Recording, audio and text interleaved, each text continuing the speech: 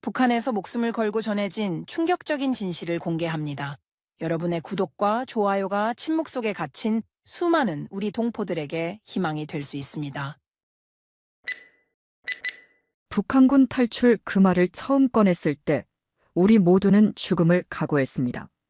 두만강 얼음물이 온몸을 파고들던 그 순간 뒤에서 울리는 총성과 함께 저는 생각했습니다. 이제 끝이구나. 하지만 그것은 끝이 아닌 시작이었습니다. 제 이름은 박정호, 함경북도 무상군 출신으로 북한군 제8보병사단에서 상등병으로 복무했던 사람입니다. 오늘 저는 처음으로 제 목소리로 이 이야기를 합니다. 7명의 북한군 병사가 어떻게 세계에서 가장 폐쇄된 국가를 탈출했는지 그 생생한 증언을 칠흑같이 어두운 밤 우리 7명은 자유를 찾아 목숨을 걸었습니다. 김영철, 리민혁, 최대성, 한철우, 도윤성, 강태호 그리고 저. 우리는 총알과 지뢰, 철조망을 뚫고 삼엄한 국경경비를 피해 탈출에 성공했습니다. 왜 우리가 그런 위험을 감수했는지, 어떻게 우리 분대장까지도 마지막 순간 도움을 주었는지, 그리고 한국 땅을 밟자마자 우리 7명이 주저앉아 오열했던 그 이유를 지금부터 말씀드리겠습니다. 그냥 북한이 싫어서 탈출한 게 아닙니다. 인간으로서의 존엄을 짓밟힌 우리들이 마지막으로 선택한 유일한 길이었습니다. 저는 함경북도 무상군 출신 박정호입니다. 북한군 제8보병사단 소속 상등병으로 복무했던 사람입니다. 지금 이 이야기를 시작하는 순간에도 가슴이 조여옵니다. 탈북한 지 1년이 지났지만 아직도 그날의 기억은 생생합니다. 특히 한국 땅을 처음 밟았을 때의 그 감정은 말로 표현할 수 없습니다. 저와 함께 목숨을 걸고 탈북한 6명의 전우들. 우리는 모두 같은 분대에서 복무했습니다. 김영철, 리민혁, 최대성, 한철우, 도윤성, 강태호. 이제는 모두 다른 이름으로 살아가고 있지만 우리가 함께 흘린 눈물과 땀은 영원히 잊을 수 없을 것입니다. 탈북을 결심하게 된 것은 하루아침에 내린 결정이 아니었습니다. 매일 밤 우리가 경험한 공포와 굶주림, 그리고 인간으로서의 존엄을 짓밟히는 순간들이 쌓이고 쌓여 마침내 폭발한 것입니다. 북한군에서의 6년은 제 영혼을 갉아먹었고 마침내 우리는 그 어떤 대가를 치르더라도 자유를 찾아 떠나기로 결심했습니다. 지금도 눈을 감으면 그날의 장면이 떠오릅니다. 한국 땅을 밟자마자 우리 7명은 그 자리에 주저앉아 오열했습니다. 세 발자국도 채 떼지 못했던 것 같습니다. 그저 땅바닥을 손으로 만지며 흐느꼈습니다. 북한에서는 상상조차 할 수 없었던 자유의 무게가 우리를 압도했던 겁니다. 이제부터 저는 우리 7명이 어떻게 그 죽음의 땅을 탈출했는지, 그리고 그 과정에서 어떤 일들을 겪었는지 말씀드리려 합니다. 아마 믿기 힘든 이야기도 있을 것입니다. 하지만 이것은 모두 제가 직접 경험한 사실입니다. 저는 이 이야기가 북한에 남겨진 2,500만 동포들의 현실을 알리는데 조금이라도 도움이 되길 바랍니다.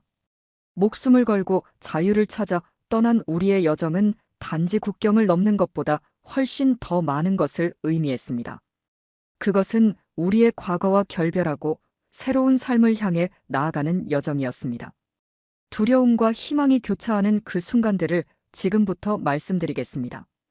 제 이야기가 북한의 실상을 알리고 또 다른 탈북민들에게 용기를 줄 수 있기를 바랍니다. 북한군에서의 생활은 지옥이었습니다. 제8보병사단은 함경북도 국경지역에 주둔하고 있었는데 우리의 주 임무는 국경경비와 탈북자 감시였습니다. 아침 5시 기상, 밤 11시 취침, 하루 18시간 이상을 훈련과 노동, 사상교육으로 보냈습니다. 식량 배급은 항상 부족했습니다. 하루에 주어지는 옥수수 300집과 소금국이 전부였고 이마저도 제대로 지급되지 않는 날이 많았습니다. 배고픔을 견디다 못해 밤에 몰래 민가에서 감자나 옥수수를 훔치다 걸린 동료들은 공개 구타를 당하곤 했습니다. 특히 겨울은 고통의 연속이었습니다. 난방은 꿈도 꿀 수 없었고 영하 30도를 오르내리는 강추위 속에서 우리는 서로 몸을 맞대며 잠을 청했습니다. 우리 분대장 임성호 중사는 특히 냉혹한 사람이었습니다. 평양 출신의 당 간부 자제로 항상 당의 눈과 귀를 자처했습니다. 사소한 실수에도 무자비한 구타와 처벌이 이어졌습니다. 한 번은 훈련 중 총기 조작을 잘못한 한철우가 임 중사에게 맞아 코뼈가 부러졌는데도 치료를 받지 못하고 다음 날 훈련에 참가해야 했습니다. 북한군 내에서도 계층은 분명했습니다. 성분이 좋은 평양 출신이나 당 간부 자제들은 좋은 보직과 충분한 식량을 받았지만 저처럼 일반 출신들은 늘 굶주림과 구타 과도한 노동에 시달렸습니다. 제 친구 리민혁은 원래 대학 진학을 꿈꿨지만 그의 증조부가 6.25 전쟁 당시 반동분자로 처형된 기록 때문에 대학은커녕 좋은 군 보직도 받지 못했습니다. 표면적으로는 모두가 위대한 영도자 김정은에 대한 충성을 외쳤지만 군대 내부의 실상은 달랐습니다. 간부들의 부패와 착취, 식량과 물자의 횡령은 일상적이었습니다. 상부에서 내려오는 군수품과 식량은 간부들을 거치며 절반 이상이 사라졌고 남은 것들만 우리에게 돌아왔습니다. 특히 괴로웠던 것은 사상교육이었습니다. 매일 2시간 이상 김일성, 김정일, 김정은 일가의 위대한 업적에 대한 학습과 암기를 강요받았습니다. 외우지 못하면 또다시 구타와 처벌이 기다리고 있었습니다. 밤늦게까지 백두혈통의 혁명 역사를 외우며 그 모순된 논리의 의문을 품는 것조차 두려웠습니다. 우리 분대원들은 각자의 방식으로 이 고통을 견뎌냈습니다. 김영철은 침묵으로, 최대성은 유머로, 도윤성은 과도한 수능으로 생존했습니다. 저는 그저 하루하루를 버티는 것에 집중했습니다. 매일 밤 잠들기 전 어머니와 동생의 얼굴을 떠올리며 버텼습니다. 그때는 탈북이란 생각조차 하지 못했습니다. 그저 10년의 군 복무를 마치고 고향으로 돌아가는 것이 유일한 꿈이었으니까요. 그러나 운명은 때로 예상치 못한 방향으로 우리를 이끌기도 합니다. 우리의 삶을 완전히 바꿔놓은 사건이 일어나기 전까지 우리는 그저 체제의 톱니바퀴 속에서 하루하루를 버티고 있었을 뿐입니다. 모든 것의 시작은 2019년 11월의 차가운 새벽이었습니다. 우리 중대에서 총기 오발 사고가 발생했습니다. 3소대 소속 박수철 상등병이 총기 점검 중 실수로 총을 발사했는데 다행히 인명피해는 없었습니다. 일반적인 군대라면 징계 수준으로 끝날 사안이었지만 북한군은 달랐습니다. 사고 직후 중대장이 달려왔고 곧이어 대대장, 연대장까지 현장에 도착했습니다. 불과 2시간 만에 보위부 요원들이 박수철을 연행해 갔습니다. 그 순간 우리는 그의 운명이 어떻게 될지 짐작했지만 아무도 입 밖에 내지 못했습니다. 사흘 후 전 연대병력이 연병장에 집합했습니다. 중앙에는 기관총이 설치되어 있었고 보위부 간부들이 늘어서 있었습니다. 곧 박수철이 끌려 나왔습니다. 그의 얼굴은 알아볼 수 없을 정도로 부어 있었고 걸을 수조차 없어 2명의 보위부원에게 끌려왔습니다. 동무들, 의자는 총기 오발로 군사기밀을 노출시키고 인민군의 명예를 훼손한 반역자입니다. 이러한 반역 명적 행위는 적과 내통하려는 시도로 간주되어 최고형에 처합니다. 연대정치위원회 선고가 끝나기가 무섭게 총성이 울렸습니다. 박수철의 몸이 뒤로 젖혀지며 쓰러졌습니다. 3발의 총알이 그의 가슴을 관통했습니다. 우리는 강제로 그 장면을 목격해야 했고 누구도 눈을 돌릴 수 없었습니다. 한철우는 옆에서 구토를 했고 최대성은 얼굴이 하얗게 질려 있었습니다. 처형이 끝난 후 2시간 동안 우리는 혁명적 경각심에 대한 교육을 받았습니다. 그날 밤 우리 분대원들은 말없이 누워 있었습니다. 아무도 말을 꺼내지 못했지만 모두의 머릿속에는 같은 생각이 있었습니다. 저건 실수였을 뿐인데. 다음 날 아침 분대장 임성호는 마치 아무 일도 없었다는 듯 평소와 같이 우리를 다그쳤습니다. 어제 일은 교훈이다. 규율을 철저히 지키지 않으면 너희도 똑같은 꼴이 될 것이다. 그날 저녁 초소근무를 서던 저와 리민혁은 처음으로 솔직한 대화를 나눴습니다. 주변에 아무도 없음을 확인한 후 리민혁이 먼저 입을 열었습니다. 정호야, 어제 일 정말 미쳤다고 생각하지 않아? 실수였는데. 사람을 그렇게. 저는 주변을 다시 한번 살폈습니다. 조용히 해. 흔들리면 우리도 위험해. 리민혁은 낮은 목소리로 계속했습니다. 넌 정말 이게 정상적인 나라라고 생각해? 이런 게 제대로 된 군대고 제대로 된 국가야. 그의 말에 가슴이 쿵쾅거렸습니다. 이런 대화는 목숨을 걸어야 하는 일이었기 때문입니다. 하지만 저도 더는 가슴에 품고 있을 수 없었습니다. 나도 모르겠어. 이건 너무 잔인해. 수철이는 그냥 실수했을 뿐인데. 그날 밤 우리는 오랫동안 말없이 어둠 속을 응시했습니다.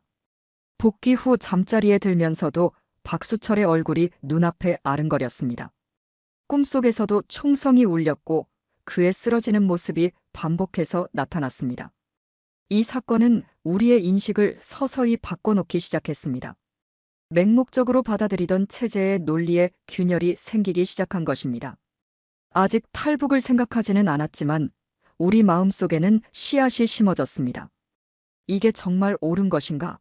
라는 작은 의문의 씨앗이었습니다. 박수철의 처형 이후 몇 달 우리 분대에는 미묘한 변화가 일어났습니다. 공개적으로는 여전히 충성을 외쳤지만 사적인 공간에서는 조심스럽게 의문을 나누기 시작했습니다. 특히 리민혁은 변화의 중심에 있었습니다. 어느 날 밤 화장실 청소 당번이었던 저는 늦게까지 막사 밖에 있었습니다. 돌아오는 길에 우연히 보초 막사 뒤에서 희미한 빛을 발견했습니다. 조심스럽게 다가가 보니 리민혁이 작은 라디오를 귀에 대고 있었습니다. 민혁아, 뭐 하는 거야? 저는 놀라서 속삭였습니다. 리민혁은 화들짝 놀라 라디오를 재빨리 숨겼습니다. 정호야, 아무한테도 말하지 마. 제발. 그게 뭐야? 라디오. 어디서 구한 거야? 그는 잠시 망설이더니 저를 신뢰하기로 결심한 듯 했습니다. 중국 국경 근처 순찰 때 주운 거야. 가끔 한국 방송을 들을 수 있어. 저는 충격을 받았습니다. 외국 방송을 청취하는 것은 정치 범죄였고 발각되면 정치범 수용 소행이었습니다. 미쳤어? 들키면 어쩌려고. 알아. 하지만 정호야, 우리가 듣는 것들이 전부 거짓말이야. 남한은 우리가 배운 것처럼 지옥이 아니야. 사람들이 자유롭게 살고 배고프지 않고. 저는 주변을 살피며 불안해했습니다. 이런 말 함부로 하면 안 돼. 위험해. 리민혁은 낮은 목소리로 계속했습니다. 난 몇 달째 들어왔어. 처음엔 믿기 힘들었지만. 정호야, 우리가 배운 모든 것이 거짓이라면 남한 사람들은 굶주리지 않아. 오히려 비만이 문제라고 해. 그들은 자유롭게 여행하고 말하고 생각해. 그날 밤 이후 리민혁은 조심스럽게 그가 들은 정보를 저와 공유하기 시작했습니다. 곧 김영철과 최대성도 이 비밀에 동참했습니다. 우리는 교대로 망을 보며 라디오를 들었고 때로는 민혁이 몰래 구한 한국 드라마 USB를 몰래 시청했습니다. 한국 드라마 속 일상적인 장면들이 우리에겐 충격이었습니다. 가득 찬 식탁, 따뜻한 집, 자유롭게 의견을 나누는 사람들. 이런 광경은 우리가 상상했던 적국의 모습과는 완전히 달랐습니다. 이게 진짜일까? 최대성이 물었습니다. 난 계속 의심했어. 김영철이 말했습니다. 우리가 세계 최고의 나라라면 왜 항상 배고프지? 왜 전기가 끊기고 왜 아픈 사람들이 약도 없이 죽어가지? 이런 대화는 항상 극도의 조심성을 필요로 했습니다. 우리는 서로를 감시하도록 교육받았고 간부들의 눈과 귀는 어디에나 있었기 때문입니다. 특히 분대장 임성호는 언제나 예의주시하고 있었습니다. 임 중사가 의심하는 것 같아. 어느 날 한철우가 경고했습니다. 어제 내 짐을 뒤지는 걸 봤어. 우리는 더욱 조심했습니다. 라디오와 USB는 막사 바깥 땅에 묻어두고 필요할 때만 꺼내 사용했습니다. 암호를 만들어 소통했고 항상 누군가 망을 보았습니다. 외부 정보에 노출될수록 우리가 그동안 받아온 교육에 대한 의심은 커져갔습니다. 사상교육 시간에 우리는 겉으로는 열심히 필기하고 암송했지만 마음속으로는 의문을 품었습니다. 만약 이것이 거짓이라면? 만약 우리가 평생 속아왔다면? 특히 김정은에 대한 신격화된 이미지와 현실 사이의 괴리가 점점 더 명확해졌습니다. 지도자가 인민을 위해 헌신한다고 배웠지만 우리의 현실은 굶주림과 공포였습니다. 위대한 사회주의 강국이라 배웠지만 우리는 겨울에 얼어 죽지 않기 위해 싸워야 했습니다. 내가 처음 라디오를 들었을 때 리민혁이 어느 날 밤 속삭였습니다. 가장 충격적이었던 건 한국 사람들이 정부를 공개적으로 비판한다는 거였어. 대통령을 욕해도 처벌받지 않아. 상상이나 할 수 있어? 이런 깨달음은 우리 내면에 큰 변화를 가져왔습니다. 처음에는 단순한 호기심이었지만 점차 분노와 배신감으로 변해갔습니다. 우리는 평생 속아왔고 그 거짓말을 위해 고통받고 있었던 것입니다. 그러나 아직 탈북을 생각하지는 않았습니다. 그것은 상상조차 할 수 없는 일이었고 성공 가능성도 희박했습니다. 우리는 그저 진실을 알게 된 것에 대한 충격과 혼란 속에서 하루하루를 보내고 있었습니다. 그때까지만 해도 우리는 몰랐습니다. 이 작은 정보의 씨앗이 곧 우리의 운명을 완전히 바꿔놓을 것이라는 사실을. 2020년 3월의 어느 날 우리 연대에 충격적인 소식이 들려왔습니다. 병사들 사이에서 존경받던 김두한 대위와 그의 가족이 숙청되었다는 것이었습니다. 김 대위는 평양군사학교를 최우수 성적으로 졸업한 엘리트 장교였고 김정은이 직접 표창을 수여할 정도로 신임을 받던 인물이었습니다. 소문은 빠르게 퍼졌습니다.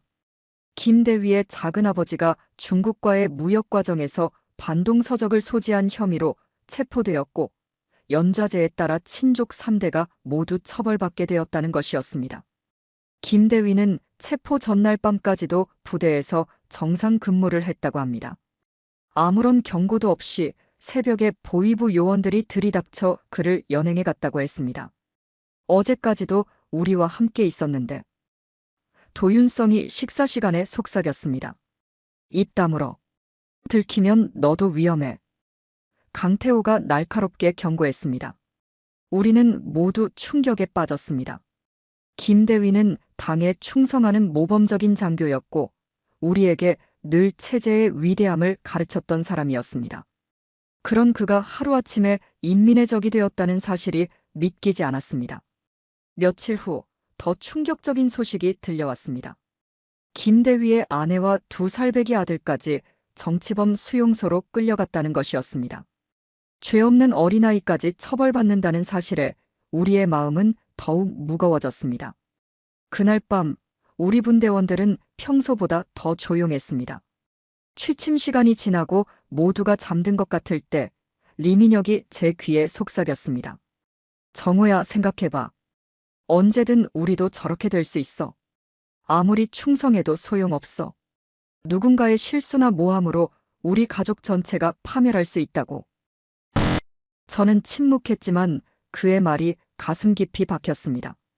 김 대위처럼 충성스러운 사람도 보호받지 못한다면 우리 같은 평범한 병사들은 어떻겠습니까? 이틀 후 리민혁은 매우 위험한 제안을 했습니다.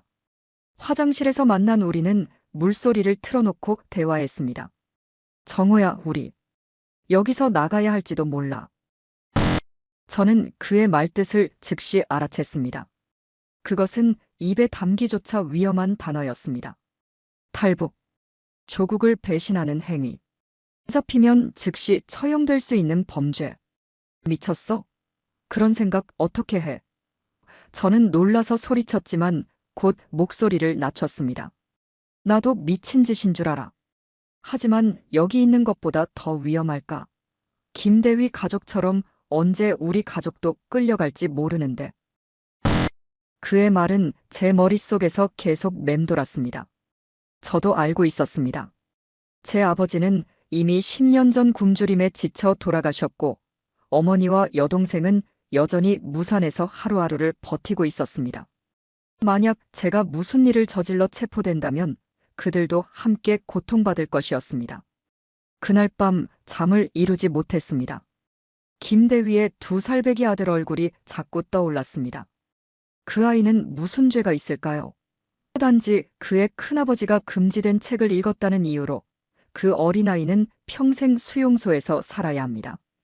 다음 날 아침 조회 시간에 연대장이 직접 나와 김대휘 사건에 대해 언급했습니다. 김두한은 혁명의 배신자이다. 그와 그의 가족은 마땅한 처벌을 받게 될 것이다. 모든 대원들은 경각심을 가지고 주변의 반동분자를 감시하라. 그날부터 부대 내 감시는 더욱 삼엄해졌습니다.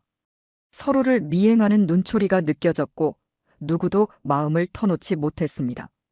분대장 임성호는 더욱 신경질적으로 변했고 사소한 실수에도 병사들을 가혹하게 다루었습니다. 그러나 역설적이게도 이런 공포 분위기가 우리 7명을 더 가깝게 만들었습니다. 김영철, 최대성, 한철우, 도윤성, 강태호. 우리는 서로에게 의지하며 조금씩 마음을 열었습니다. 처음에는 단순한 불만 토로였지만 점차 더 위험한 주제로 대화가 확장되었습니다. 이대로는 안 돼. 언젠가 우리도. 김영철이 어느 날 속삭였습니다. 우리는 모두 그 의미를 이해했습니다. 이 체제 속에서 우리의 미래는 없었습니다. 그리고 그때 처음으로 우리 모두의 머릿속에 같은 생각이 떠올랐던 것 같습니다. 탈출. 그것만이 유일한 희망이라는 생각. 김대휘 사건으로부터 약 2주 후 저는 용기를 내어 김영철에게 조심스럽게 말을 건넸습니다. 김영철은 우리 중 가장 냉정하고 분석적인 사람이었으며 분대 내에서도 신뢰를 받고 있었습니다. 영철아, 잠깐 얘기 좀 할 수 있을까? 우리는 훈련장 주변을 달리는 척하며 대화를 나눴습니다. 리민혁이 위험한 제안을 했어. 저는 탈북이라는 단어를 직접 언급하지 않았습니다. 김영철은 잠시 달리다가 대답했습니다. 나도 들었어. 민혁이한테. 저는 놀랐습니다. 그럼 너는 어떻게 생각해? 미친 짓이지. 그가 말했습니다. 하지만 여기 있는 것보다 더 미친 짓일까? 그의 대답에 저는 충격을 받았습니다. 가장 신중한 김영철조차 이런 생각을 하고 있다는 사실이 믿기지 않았습니다. 성공 가능성이 거의 없어. 알고 있잖아. 국경은 철통같이 감시되고 지뢰밭도 있고. 게다가 우리가 군인이라는 사실을 잊지 마. 일반 주민보다 처벌이 훨씬 더 가혹할 거야. 그래도 생각은 해봐야 하지 않을까? 제가 조심스럽게 물었습니다. 김영철은 잠시 침묵했습니다. 만약 정말로 그런 일을 한다면 철저한 계획이 필요해. 즉흥적으로 할 수 있는 일이 아니야. 그날 이후 김영철과 저, 그리고 리민혁은 극도로 조심하며 가능성을 모색하기 시작했습니다. 처음에는 단순한 상상이었습니다. 만약에 라는 가정 하에 나눈 대화였습니다. 하지만 시간이 지날수록 그 대화는 점점 더 구체적으로 변해갔습니다. 우리 세 사람은 각자의 역할을 맡았습니다. 저는 국경경비 근무 스케줄을 파악하고 김영철은 필요한 물자와 장비를 목록화했으며 리민혁은 탈북 경로를 연구했습니다. 우리는 정보를 교환할 때마다 극도의 주의를 기울였습니다. 김영철의 분석에 따르면 가장 큰 문제는 3가지였습니다. 첫째, 국경을 넘는 것 자체의 위험성. 둘째, 중국에서의 신분 문제. 셋째, 한국까지 가는 긴 여정. 특히 군인 신분인 우리가 탈북하면 북한 당국은 모든 수단을 동원해 우리를 추적할 것이 분명했습니다. 군복무 중인 우리가 사라지면 즉시 경보가 울릴 거야. 김영철이 지적했습니다. 일반 주민과 달리 우리는 시간이 없어. 리민혁은 자신이 라디오에서 들은 정보를 공유했습니다. 국경을 넘으면 일단 중국 내 한국 대사관이나 영사관으로 가야 해. 그러면 한국 정부가 보호해준다고 해. 하지만 중국은 탈북자를 북한으로 강제 송환하는 정책을 가지고 있었습니다. 우리는 중국 땅에서도 계속 숨어 다녀야 했고, 언어도 통하지 않는 상황에서 한국 대사관까지 가는 것은 거의 불가능해 보였습니다. 돈이 필요해. 김영철이 말했습니다. 중국에서는 돈이 없으면 아무것도 할 수 없어. 그러나 우리에게는 돈이 없었습니다. 군인들에게 지급되는 월급은 형식적인 수준에 불과했고, 그마저도 제대로 받지 못하는 경우가 많았습니다. 계획은 점점 더 복잡해졌고, 어려움은 산더미처럼 쌓여갔습니다. 때로는 이 모든 것이 불가능한 꿈처럼 느껴지기도 했습니다. 하지만 북한에 머무르는 것은 느린 죽음을 의미했기에 우리는 계속해서 계획을 다듬어 나갔습니다. 약 한 달 후, 우리는 2명의 동료를 더 믿기로 결정했습니다. 최대성과 한철우였습니다. 최대성은 몇 년 전 함경북도 회령 출신으로 그의 고향은 중국과의 국경과 가까웠습니다. 한철우는 체력이 가장 좋았고 야간 임무에 특히 뛰어났습니다. 나도 같이 갈게. 최대성은 제안을 듣자마자 동의했습니다. 여기서는 미래가 없어. 한철우는 더 신중했습니다. 위험이 너무 크지 않아? 우리가 정말 해낼 수 있을까? 지금보다 더 나쁠 순 없어. 리민혁이 대답했습니다. 여기 있으면 언젠가는 김대위처럼 될 거야. 한철우는 하루를 고민한 끝에 합류하기로 했습니다. 이제 우리는 5명이 되었고 계획은 더욱 구체화되기 시작했습니다. 우리는 국경 근처 정찰 임무를 자원하여 실제 상황을 파악하기 시작했습니다.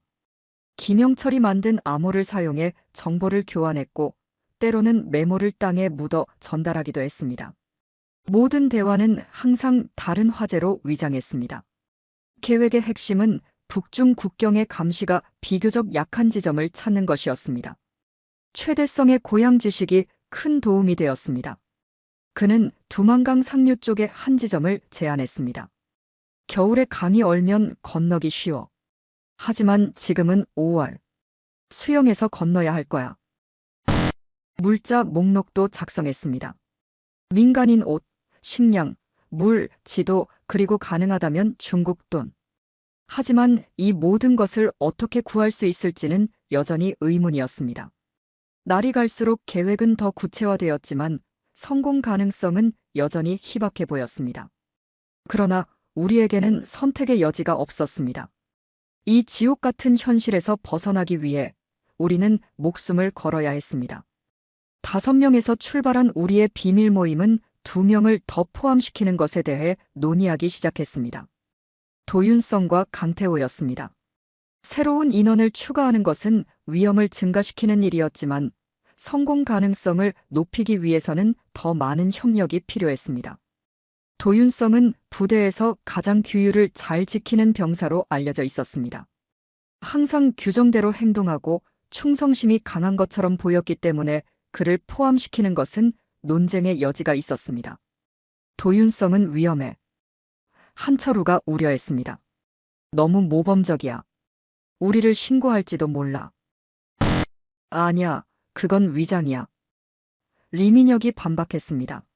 난 그가 밤에 몰래 울고 있는 걸 봤어. 그도 이 체제의 환멸을 느끼고 있어. 결국 저와 리민혁이 도윤성에게 조심스럽게 접근하기로 했습니다. 우리는 그에게 직접적인 탈북 계획을 언급하지 않고 그의 진짜 생각을 알아보기로 했습니다. 훈련 중 잠깐의 휴식 시간, 저는 도윤성에게 다가갔습니다. 도윤아, 김대위 일. 어떻게 생각해? 그는 주변을 살피더니 소리를 낮췄습니다. 불공평하다고 생각해. 그는 충성스러운 군인이었어. 그런데 왜 그렇게 열심히 규율을 지키는 거야? 다들 너를 당의 충신이라고 불러. 도윤성의 눈에 순간 슬픔이 스쳤습니다. 그건 살아남기 위해서야. 내 아버지는 작은 실수로 수용소에 끌려갔어. 내가 조금이라도 의심을 받으면 어머니와 여동생도 위험해질 거야. 그 말을 듣는 순간 저는 그를 믿을 수 있겠다고 느꼈습니다. 도윤성은 겉으로는 충성심을 보이지만 내면에는 깊은 상처와 체제에 대한 불신이 있었던 것입니다. 며칠 후 우리는 그에게 조심스럽게 계획을 알렸습니다. 처음에 그는 충격을 받았지만 곧 진지하게 고민하기 시작했습니다. 성공할 수 있을까? 그가 물었습니다. 확실하진 않아. 하지만 여기 있는 것보다는 나을 거야. 김영철이 대답했습니다. 도윤성은 하룻밤을 고민한 끝에 합류하기로 결정했습니다.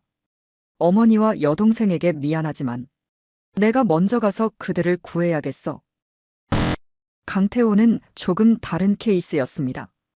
그는 무상광산 노동자 출신으로 징집되기 전 이미 중국 국경을 몰래 넘어가 장사를 한 경험이 있었습니다. 그의 경험은 우리에게 매우 중요했습니다. 최대성이 그에게 접근했습니다. 태호야, 너 예전에 국경 넘어 다녔다며? 강태호는 경계하는 눈빛으로 최대성을 바라봤습니다. 누가 그런 소리를 해? 그건 불법이야. 걱정 마. 비밀로 할게. 그냥 궁금해서. 강태호는 한참을 망설이다가 낮은 목소리로 말했습니다. 몇 번 갔었어. 중국에서 물건을 사와서 장마당에 팔았지. 그래야 가족들이 먹고 살 수 있었으니까. 이 대화 후 김영철과 저는 강태호에게 계획을 조심스럽게 알렸습니다. 예상대로 그는 국경을 넘는 방법에 대해 귀중한 정보를 가지고 있었습니다. 두만강 상류는 위험해. 그가 말했습니다. 경비가 삼엄해. 차라리 이쪽 구역이 낫겠어. 내가 알고 있는 곳인데 지뢰밭은 피할 수 있고 강폭도 좁아. 강태호의 합류로 우리는 마침내 7명이 되었습니다. 각자 다른 배경과 능력을 가진 7명의 병사들이 자유를 찾아 목숨을 걸기로 한 것입니다. 하지만 인원이 늘어날수록 비밀 유지는 더욱 어려워졌습니다. 우리는 서약을 만들었습니다. 누구도 배신하지 않을 것, 위험에 처하면 서로 도울 것, 성공하면 남은 가족들을 구할 방법을 함께 찾을 것. 만약 누군가 배신하면? 한철우가 물었습니다. 그런 일은 없을 거야. 저는 확신을 가지고 말했지만 사실 내면에는 불안함이 있었습니다.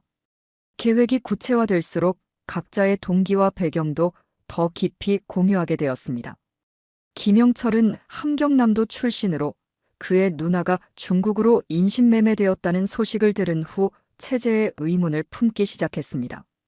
리민혁은 원래 대학에 가고 싶었지만 성분 때문에 거부당했고 그로 인한 분노가 있었습니다. 최대성은 어릴 적 굶주림으로 두 동생을 잃었습니다. 한철우는 국가안전보위부에 의해 아버지가 고문당하는 것을 목격했습니다. 도윤성은 표면적 충성심 뒤에 깊은 체제 불신이 있었고 강태호는 이미 국경을 넘나든 경험이 있었습니다. 그리고 박정호는 평생 가난과 억압 속에서 살아오며 진정한 자유가 무엇인지 알고 싶었습니다. 우리 7명은 각자 다른 이유로 체제를 등지기로 했지만 목표는 같았습니다. 자유롭게 살고 싶다는 간절한 열망. 하지만 모든 것이 순조롭게 진행된 것은 아니었습니다. 강태호는 종종 계획의 위험성을 지적하며 망설였습니다. 우리가 정말 할 수 있을까? 실패하면 그건 죽음보다 더 끔찍할 거야. 그의 두려움은 이해할 수 있었습니다. 탈북에 실패한 군인들은 가장 가혹한 처벌을 받았고 그들의 가족 역시 연좌제로 고통받았습니다. 나는 가족이 없어. 최대성이 말했습니다. 이미 다 잃었으니 두려울 게 없어. 하지만 너희들은 달라. 그 말에 무거운 침묵이 흘렀습니다. 우리 모두 가족에 대한 걱정이 있었지만 이대로 살아가는 건 역시 고통이라는 사실을 알고 있었습니다. 결국 우리는 모두 한 가지 결론에 도달했습니다. 모든 위험을 감수하고 탈북을 시도하기로 한 것입니다. 이제 남은 것은 철저한 준비와 완벽한 타이밍뿐이었습니다. 2020년 6월 초 우리의 계획이 거의 완성되어 갈 무렵 예상치 못한 위기가 찾아왔습니다. 김영철이 작성한 탈북 경로 메모가 사라진 것입니다. 우리는 항상 중요한 정보를 암호화하여 기록했고 안전한 장소에 숨겨두었습니다. 그러나 그날 아침 김영철이 메모를 확인하러 갔을 때 그것은 이미 사라진 후였습니다. 누가 가져갔을까? 발각된 걸까? 리민혁이 불안해하며 물었습니다. 아직 모르겠어. 다행히 완전한 암호로 작성했으니 읽어도 이해하기 어려울 거야. 김영철이 대답했지만 그의 목소리에는 불안함이 묻어났습니다. 우리는 즉시 비상회의를 소집했습니다. 매주 수요일 밤 분대장 임성우가 정기회의에 참석하기 위해 자리를 비우는 시간을 이용해 화장실 뒤편에서 만났습니다. 최악의 상황을 가정해야 해. 저는 말했습니다. 만약 누군가 우리 계획을 알았다면 지금쯤 이미 보위부에 연락했을 거야. 아직 체포되지 않은 걸 보면 아마 내용을 이해하지 못했거나 아니면. 김영철이 말을 멈췄습니다. 아니면 뭐? 강태호가 초조하게 물었습니다. 아니면 누군가 우리를 지켜보고 있는 거야. 더 많은 증거를 모으기 위해서. 그 말에 모두 등골이 오싹해졌습니다. 북한에서 증거 수집은 종종 가혹한 고문을 의미했고 자백을 받아내기 위한 수단이었습니다. 계획을 연기해야 할까? 도윤성이 물었습니다. 아니, 그럴 수 없어. 리민혁이 반대했습니다. 지금 연기하면 다시는 기회가 없을 거야. 오히려 계획을 앞당겨야 해. 논의 끝에 우리는 원래 계획보다 일주일 앞당겨 탈북을 시도하기로 결정했습니다. 그리고 경로도 변경했습니다. 원래는 강태호가 제안한 지점으로 가려 했지만 이제는 완전히 다른 곳을 선택해야 했습니다. 국경 초소 근처로 정찰 임무를 자원하자. 최대성이 제안했습니다. 그러면 합법적으로 국경 가까이 갈 수 있어. 문제는 분대장 임성호였습니다. 그는 최근 들어 우리를 더 예리하게 관찰하는 것 같았습니다. 특히 저와 김영철을 2020년 6월 15일 탈북을 결행하기로 한 날의 전날 밤이었습니다. 우리 7명은 각자 침대에 누워 있었지만 아무도 잠을 이루지 못했습니다. 제 머릿속은 수많은 생각으로 복잡했습니다. 고향에 남겨질 어머니와 여동생의 얼굴이 계속 떠올랐습니다. 탈북하면 그들은 연좌제로 고통받을 것이 분명했습니다. 하지만 그대로 남아있어도 미래는 없었습니다. 정호야, 자고 있어. 옆 침대에서 리민혁이 작은 목소리로 속삭였습니다. 아니, 잠이 안 와. 나도 그래. 계속 고향 생각이 나. 리민혁의 고향은 함경남도 단천이었습니다. 그는 어릴 적 영재로 불렸지만 가족의 성분 때문에 꿈을 포기해야 했습니다. 그의 아버지는 채광중 사고로 돌아가셨고 어머니는 홀로 그를 키우셨습니다. 어머니가 보고 싶어. 하지만 이게 그분을 위한 일이기도 해. 내가 나가서 성공하면 언젠가는 어머니도 구할 수 있을 거야. 그의 말에 제 가슴이 아팠습니다. 우리 모두 비슷한 상황이었습니다. 가족을 뒤로하고 떠나는 고통, 그러나 그들을 위해서라도 자유를 찾아야 한다는 절박함. 취침 시간이 지나고 순찰병이 지나간 후 우리는 각자의 침대에서 일어나 마지막 준비를 했습니다. 가져갈 수 있는 짐은 최소한으로 제한해야 했습니다. 민간인 옷 한 벌, 약간의 건빵과 물, 그리고 강태호가 몰래 모은 소량의 중국 위안화가 전부였습니다. 김영철은 침대 밑에서 조심스럽게 지도를 꺼냈습니다. 그것은 우리가 함께 만든 간단한 지도로 국경에서 중국 첫 마을까지의 경로를 표시해 두었습니다. 우리는 마지막으로 경로를 확인했습니다. 내일 정찰 임무를 수행하는 척하며 국경 근처로 이동한 후 야간에 국경을 넘는 계획이었습니다. 모두 준비됐지? 저는 작은 목소리로 물었습니다. 다들 조용히 고개를 끄덕였지만 그들의 눈에는 두려움과 결의가 섞여 있었습니다. 내일이면 자유의 길로 가는 거야. 도윤성이 떨리는 목소리로 말했습니다. 아직 중국까지야. 한국에 도착해야 진짜 자유지. 강태호가 냉정하게 지적했습니다. 맞는 말이었습니다. 국경을 넘어도 우리의 여정은 끝나지 않습니다. 중국에서 체포되면 북한으로 송환될 것이고, 그러면 공개 처형이나 정치범 수용 소행이 확실했습니다. 우리는 중국을 지나 라오스나 태국 같은 제3국으로 가야 했고, 그곳에서 한국 대사관의 도움을 요청해야 했습니다. 내가 못 갈 것 같으면 너희끼리라도 가. 최대성이 갑자기 말했습니다. 무슨 소리야? 우리는 함께 가기로 했잖아. 한철우가 반박했습니다. 알아. 하지만 누군가 희생해야 할 상황이 오면 그건 내가 될 거야. 난 남은 가족이 없으니까. 그 말에 모두 침묵했습니다. 우리는 각자 이 위험한 여정에서 죽을 수도 있다는 것을 알고 있었습니다. 하지만 그것을 직접 말로 표현하는 것은 또 다른 차원의 현실감을 주었습니다. 아무도 남지 않아. 우리는 함께 가고 함께 살아남을 거야. 저는 결연히 말했습니다. 잠시 후 김영철이 주머니에서 작은 칼을 꺼냈습니다. 우리 모두 피해 맹세를 하자. 그는 자신의 엄지손가락을 살짝 베었고 우리도 차례로 그의 행동을 따랐습니다. 7개의 피 묻은 손가락이 모였습니다. 자유를 위해, 새로운 삶을 위해 우리는 함께 간다.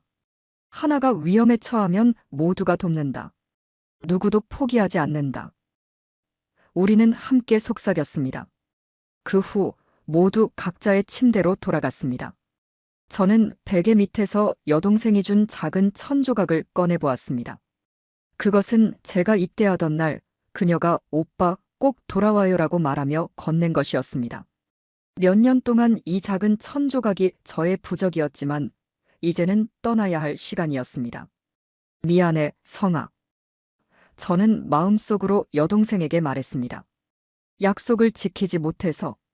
하지만 언젠가 너를 데리러 올게. 반드시. 그날 밤 저는 결국 잠들지 못했습니다.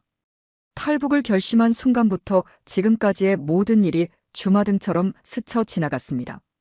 북한에서의 굶주림과 공포, 처음으로 한국 드라마를 보았을 때의 충격, 그리고 마침내 자유를 꿈꾸게 된 순간. 내일이면 우리의 삶은 완전히 달라질 것입니다.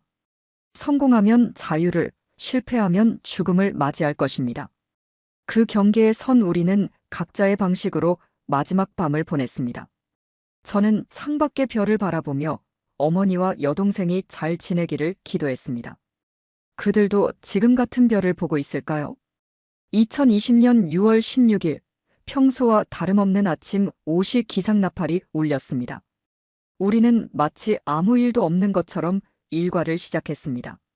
준비운동, 아침 식사, 그리고 일일 사상교육. 모든 것이 너무나 일상적이어서 오히려 기괴하게 느껴졌습니다. 이것이 북한에서의 마지막 아침이라는 생각에 가슴이 뛰었습니다. 오전 8시 분대장 임성호가 우리 앞에 섰습니다. 오늘 북중 국경 정찰 임무가 있다. 박정호, 김영철, 리민혁, 최대성, 도윤성, 너희 5은 나와 함께 간다. 한철우와 강태호는 막사 경비를 맡아라. 순간 우리는 서로를 쳐다보았습니다. 계획과 달리 7명이 모두 함께 갈 수 없게 된 것입니다. 한철우와 강태호가 제외되었습니다. 분대장님, 국경 정찰이면 인원이 더 필요하지 않을까요? 한철우와 강태호도 데려가는 게 어떨까요? 저는 조심스럽게 제안했습니다. 임성호의 눈이 의심스럽게 저를 향했습니다. 명령에 이의를 제기하나, 박정호? 아닙니다. 단지 효율적인 정찰을 위해 제안드린 것뿐입니다. 임성호는 잠시 생각하더니 고개를 끄덕였습니다. 좋아. 한철우도 함께 간다. 강태호는 여기 남아보고 하라. 다시 한번 우리는 눈빛을 교환했습니다. 강태호 하나만 남겨두고 가야 했습니다. 이것은 계획에 없던 상황이었습니다. 준비 시간, 강태호가 화장실에서 저를 붙잡았습니다. 어떡하지? 나 혼자 남으면 계획대로 할 수 없어. 오늘 못 가면 기회가 없을지도 몰라. 저는 초조하게 말했습니다. 알아. 너희라도 가. 난 다음에 기회를 노려볼게. 아니, 우린 다 함께 가기로 했어. 우리는 급히 다른 동료들과 논의했습니다. 결국 새로운 계획을 세웠습니다. 우리가 정찰을 나간 후 강태호는 밤에 혼자 탈출하여 미리 정한 지점에서 우리와 합류하기로 했습니다. 위험한 계획이었지만 다른 선택지가 없었습니다. 오전 9시 우리는 장비를 점검하고 출발 준비를 마쳤습니다. 각자 군복 안에 민간인 옷을 입고 가방에는 필수품만 챙겼습니다. 이 모든 것을 임성호 분대장의 눈을 피해 해야 했기에 매우 조심스러웠습니다. 출발 직전 강태호와 마지막으로 눈빛을 교환했습니다. 그의 눈에는 두려움과 결의가 동시에 담겨 있었습니다. 꼭 만나자. 그가 입술만 움직여 말했고 저는 고개를 끄덕였습니다. 정우경, 우리는 국경 지역에 도착했습니다. 임성호 분대장은 우리를 3개조로 나누어 정찰하도록 지시했습니다. 저와 김영철, 최대성이 한 조가 되어 두만강 상류 지역을 맡았습니다. 리민혁, 도윤성, 한철우는 다른 구역을, 임성호는 혼자 별도 지역을 순찰하기로 했습니다. 16시까지 이 지점으로 돌아와라. 각자 보고서를 준비하라. 임성호가 명령했습니다. 우리가 각자의 구역으로 흩어지자마자 진짜 계획이 시작되었습니다. 미리 약속한 대로 두 조는 서로 다른 방향으로 가는 척하다가 시야에서 벗어나자마자 숲속 깊은 곳에서 다시 만났습니다. 임 분대장을 따돌려야 해. 김영철이 말했습니다. 그가 우리를 찾기 시작하면 모든 게 끝이야. 우리는 신속하게 움직여 두만강 상류의 미리 정한 지점으로 향했습니다. 그곳은 강태호가 알려준 곳으로 감시가 상대적으로 약하고 강폭이 좁은 지역이었습니다. 강태호는 어떻게 합류하지? 한철우가 걱정스럽게 물었습니다. 그는 자기 방법이 있다고 했어. 오늘 밤 이 지점에서 만나기로 했어. 저는 대답했지만 사실 불안감이 컸습니다. 시간은 빠르게 흘러갔습니다. 우리는 밀림 속을 헤치며 국경 쪽으로 접근했습니다. 때때로 멈춰서서 주변을 살폈고 혹시 임성호가 추적하고 있는지 확인했습니다. 오후 3시 우리는 마침내 계획한 지점에 도착했습니다. 두만강이 내려다 보이는 언덕 위였습니다. 아직 어두워지기까지 몇 시간이 남아 있었기에 우리는 덤불 속에 몸을 숨기고 기다렸습니다. 16시가 지나면 임 분대장이 우리를 찾기 시작할 거야. 리민혁이 걱정스럽게 말했습니다. 경보가 울리면 우리는 즉시 강을 건너야 해. 어두워질 때까지 기다릴 여유가 없을 거야. 김영철이 대답했습니다. 저는 주변을 살피며 두만강 너머 중국 영토를 바라보았습니다. 불과 수십 미터 떨어진 곳이 자유의 땅이라고 생각하니 가슴이 쿵쾅거렸습니다. 하지만 그 짧은 거리는 때로 목숨을 앗아가는 치명적인 경계선이기도 했습니다. 준비됐어? 모두. 저는 5명의 동료들을 바라보며 물었습니다. 그들은 긴장된 표정으로 고개를 끄덕였습니다. 이제 남은 것은 어둠이 내리고 강태호가 합류하기를 기다리는 것뿐이었습니다. 그러나 운명은 우리에게 그런 여유를 허락하지 않았습니다.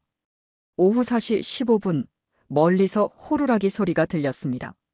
이어서 총성이 한 발 울렸습니다. 경보였습니다. 발각됐어. 도윤성이 소리쳤습니다. 어떻게? 아직 시간이. 한철우의 말이 채 끝나기도 전에 김영철이 끼어들었습니다. 더 이상 기다릴 수 없어. 지금 가야 해. 강태호는? 그는 알아서 오겠지. 우리는 더 이상 망설일 시간이 없었습니다. 국경경비대가 곧 이 지역을 수색할 것이 분명했습니다. 강태호를 두고 떠나야 한다는 사실이 가슴 아팠지만 그것이 현실이었습니다. 가자. 저는 결단을 내렸고 우리는 언덕을 내려가 두만강을 향해 달리기 시작했습니다. 언덕을 내려가 두만강 둑에 거의 도착했을 때 우리 앞에 갑자기 한 인형이 나타났습니다. 임성호 분대장이었습니다. 그의 얼굴에는 분노와 충격이 뒤섞여 있었습니다. 멈춰. 다들 멈춰. 그가 소리쳤습니다. 그의 손에는 자동 소총이 들려 있었고 총구는 우리를 향하고 있었습니다. 우리는 모두 얼어붙었습니다. 계획이 들통난 것입니다. 아마도 그는 우리의 이상한 행동을 눈치채고 미리 추적했던 것 같았습니다. 무슨 짓이냐, 이게. 너희들. 임성호의 목소리가 떨렸습니다. 조국을 배신하려는 거냐? 아무도 대답하지 않았습니다. 인정하는 순간 우리는 반역자가 되는 것이고 그는 우리를 사살할 명분을 갖게 될 것이었습니다. 분대장님, 오해입니다. 저는 진정한 목소리로 말했습니다. 우리는 단지 더 정확한 정찰을 위해 강 가까이 접근하려 했을 뿐입니다. 거짓말 마라. 그가 소리쳤습니다. 너희 짐 속에 민간인 옷이 있다는 것을 알고 있다. 누군가가 알려줬어. 순간 우리는 서로를 쳐다보았습니다. 누가 우리를 배신했을까? 아니면 단순히 짐 검사 중에 발견된 것일까? 돌아가자, 다들. 지금 돌아가면 너희의 죄를 조금은 가볍게 해줄 수도 있다. 임성호가 말했지만 그의 눈빛에서 그것이 거짓임을 알 수 있었습니다. 김영철이 한 발짝 앞으로 나섰습니다. 분대장님, 가기 싫습니다. 다시는 그 지옥 같은 곳으로 돌아가고 싶지 않습니다. 김영철, 입 닥쳐. 임성호가 소리쳤습니다. 그런 말은 반역이다. 반역이라고요? 인간답게 살고 싶은 게 반역입니까? 김영철이 계속 말했습니다. 우리는 굶주리고 맞고 인간 이하의 취급을 받았습니다. 더 이상은 견딜 수 없습니다. 임성호의 얼굴이 경직되었습니다. 마지막 경고다. 모두 무기를 내려놓고 돌아가자. 그렇지 않으면. 그의 말이 채 끝나기도 전에 갑자기 뒤에서 소리가 들렸습니다. 우리 모두 놀라서 뒤를 돌아보았습니다. 분대장님, 저도 가고 싶지 않습니다. 강태호였습니다. 그는 어떻게든 우리를 찾아온 것입니다. 그의 얼굴은 땀으로 범벅이 되어 있었고 숨을 헐떡이고 있었습니다. 임성호는 더욱 당황했습니다. 이제 그는 한 명이 아닌 7명의 반역자를 상대해야 했습니다. 그의 총구가 흔들렸습니다. 다들 뒤로 물러서. 그가 외쳤습니다. 이건 중대한 반역 행위다. 너희는 모두 처형될 것이다. 그때 리민혁이 조용히 말했습니다. 분대장님, 우리와 함께 가시면 어떨까요? 임성호의 눈이 커졌습니다. 뭐라고? 분대장님도 알고 계시잖아요. 이 체제가 얼마나 부패하고 잔인한지. 분대장님도 자유롭게 살 수 있습니다. 한국에서는 먹을 것이 풍부하고 누구도 당신을 감시하지 않습니다. 임성호의 얼굴에 복잡한 감정이 스쳤습니다. 잠시 그의 총구가 아래로 향했지만 곧 다시 올라왔습니다. 난 당과 조국에 충성을 맹세했다. 너희 같은 배신자들과 달라. 하지만 그의 목소리에는 확신이 없었습니다. 우리는 모두 그가 내면의 갈등을 겪고 있다는 것을 알 수 있었습니다. 분대장님의 어머니가 병으로 고생하신다고 들었습니다. 최대성이 조심스럽게 말했습니다. 한국에 가면 제대로 된 약을 구할 수 있고 훌륭한 의사들이 치료해드릴 수 있습니다. 임성호의 눈이 흔들렸습니다. 그의 어머니가 중병으로 오랫동안 고생했다는 것은 비밀이 아니었습니다. 북한의 열악한 의료 시스템에서는 제대로 된 치료를 받을 수 없었습니다. 거짓말. 모두 거짓말이야. 그가 중얼거렸지만 그의 손이 떨리고 있었습니다. 저는 천천히 한 발짝 앞으로 나아갔습니다. 분대장님, 우리는 당신을 해치고 싶지 않습니다. 우리 모두 그저 자유롭게 살고 싶을 뿐입니다. 분대장님도 마찬가지일 거라고 생각합니다. 임성우와 제 눈이 마주쳤습니다. 그의 눈에서 저는 오랜 시간 억눌려온 분노와 슬픔, 그리고 두려움을 보았습니다. 그도 이 체제의 피해자였습니다. 다만 그는 살아남기 위해 가해자의 역할을 수행하고 있었을 뿐입니다. 긴장된 침묵이 흘렀습니다. 멀리서 추적대의 소리가 들려오기 시작했습니다. 시간이 없었습니다. 갑자기 임성호가 총을 내렸습니다. 난 가지 않겠다. 하지만 너희를 막지도 않겠다. 우리는 그의 갑작스러운 태도 변화에 놀랐습니다. 빨리 가라. 그가 낮은 목소리로 말했습니다. 추적대가 오고 있다. 내가 잠시 그들을 지연시킬 테니. 분대장님. 저는 감사의 말을 하려 했지만 그가 손을 들어 저를 막았습니다. 내 어머니를 부탁한다. 언젠가 기회가 되면. 그의 눈에 눈물이 고였습니다. 이건 내 선택이다. 난 여기 남아 책임을 지겠다. 우리는 모두 임성호를 바라보았습니다. 그 순간 우리는 그가 단순한 적이 아니라는 것을 깨달았습니다. 그도 이 비인간적인 체제의 희생자였던 것입니다. 가라. 그가 외쳤습니다. 더 이상 시간이 없다. 더 이상 망설일 여유가 없었습니다. 우리는 그에게 마지막 경의를 표하고 두만강을 향해 달렸습니다. 뒤에서 임성호가 추적대를 향해 총을 쏘는 소리가 들렸습니다.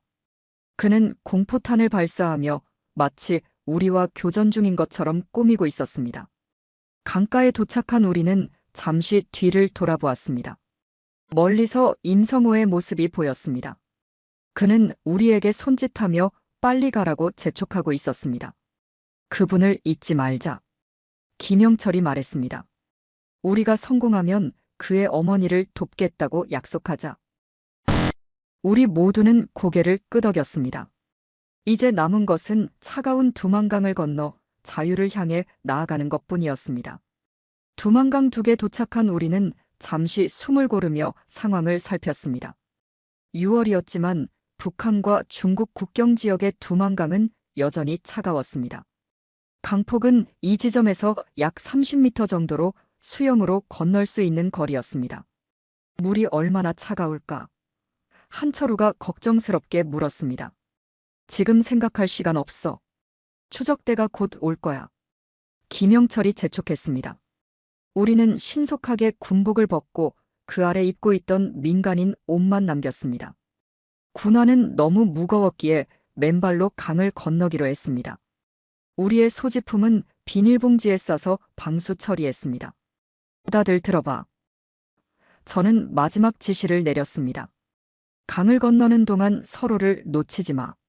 물살이 센 곳이 있을 수 있어. 서로 손을 잡고 함께 건너자. 강태호가 덧붙였습니다. 저 앞에 지뢰밭이 있을 수 있어. 내가 먼저 가겠다. 내 발자국만 따라와. 우리는 고개를 끄덕였습니다. 강태호는 이전에 국경을 넘어본 경험이 있었기에 그의 지식은 생명줄과 같았습니다. 저는 마지막으로 북한 땅을 돌아보았습니다. 지옥 같은 나날이었지만 그래도 제가 태어나고 자란 고향이었습니다. 어머니와 여동생의 얼굴이 떠올랐고 가슴이 아팠습니다. 언젠가 돌아와 너희를 데려갈게. 저는 마음속으로 약속했습니다. 강태호가 먼저 조심스럽게 강둑을 내려갔습니다. 그는 경계를 살피며 지뢰가 있을 만한 곳을 피해 나아갔습니다. 우리는 한 줄로 서서 그의 발자국을 정확히 따라갔습니다.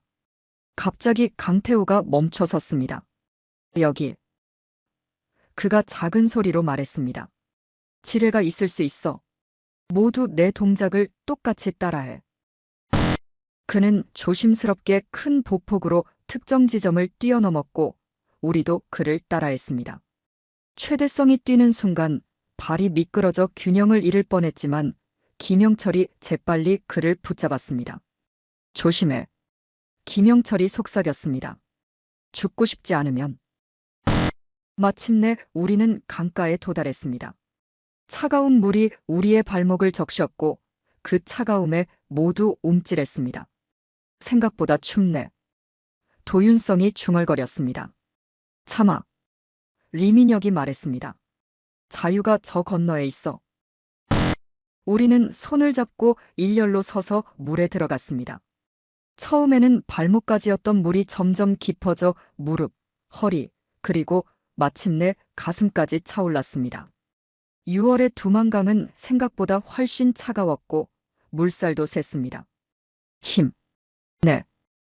저는 이를 떨며 말했습니다. 강 중간쯤 왔을 때 갑자기 도윤성이 비명을 질렀습니다. 뭔가 내 발을 잡아당겨.